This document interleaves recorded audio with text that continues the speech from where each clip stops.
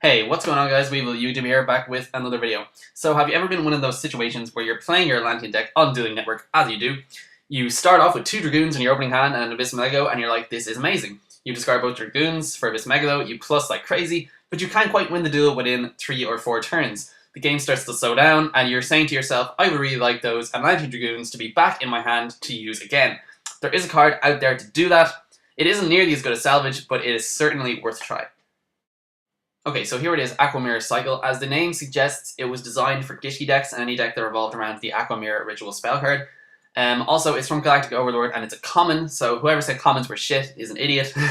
I remember from back in the day, Legacy of Darkness in particular used to have these ridiculously overpowered common cards, and commons in general were a lot more powerful, like Skull Layer and all these weird stuff like that. And Aquamirror Cycle kind of reminds me of those days, the classic days before the ban list. But anyway, its effect is as follows. Target 1 face of water monster you control and 2 water monsters in your graveyard. Shuffle the first target into the deck, and if you do, add the second targets to your hand. So initial observations are that it nets you 0, unless it's MC'd by your opponent, in which case it nets them a -1. It allows you to target any 2 water monsters in your graveyard, which makes it quite versatile indeed. Thirdly, it is a trap, which means it's a little bit slower, but it is also chainable, and you'll be able to plus off the monster you intend to return, as I'm going to explain in a second.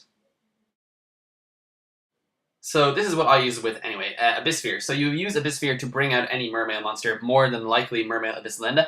Then you will return the ABYSSLENDA to the deck, because that way, at least if you draw it, it's not going to be a dead card, unlike ABYSSMEGALO, in which case you might not have water monsters to discard for its summon. So you will return it, you will add 2 Atlantean Dragoons, or whatever 2 water monsters you want.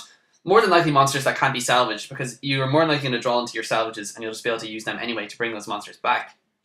So what would you bring back? Well, I would more than likely go with Atlantean Dragoons or Mermail ABYSSMEGALO himself, simply because they cannot be accessed by salvage and they are really, really useful, since you can bring back 1 Mermail ABYSSMEGALO and 1 Atlantean Dragoons, and as long as you have another water monster, you'll be able to use that ABYSSMEGALO once again.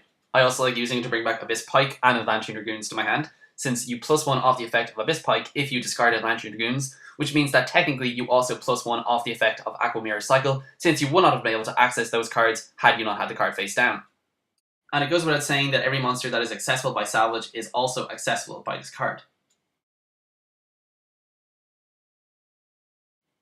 So given the fact that the most common back row cards that Mermails tend to run are ABYSSPHERE, Torrential Tribute, and an occasional Mirror Force, they're not really going to expect you to run this card, and for that reason, you can use it to chain off other things that your opponent might use against you.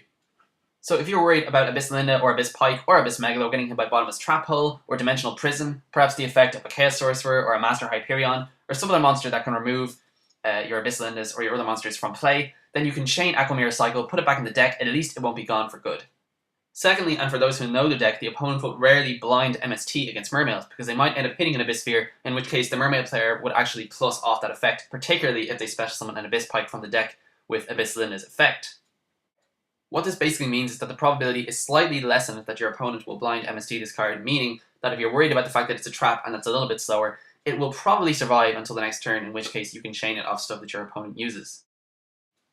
Anyway guys, that is it for the video today. Thank you so much for watching. Be sure to comment, rate, and subscribe as always, and let me know what you think of Aquamirror Cycle. I would definitely try it out, add 1 copy at least. Since Mermails have a low trap count anyway, you would definitely be able to find space for it. And as if Mermails need any more support, I'm helping you guys out so much. I'm giving you access to Atlantean Dragoons, Mermail ABYSSMEGALO, and Abyss Pike from the graveyard. Are you serious? Yeah, I am serious. Anyway, I'll talk to you guys later. Peace out.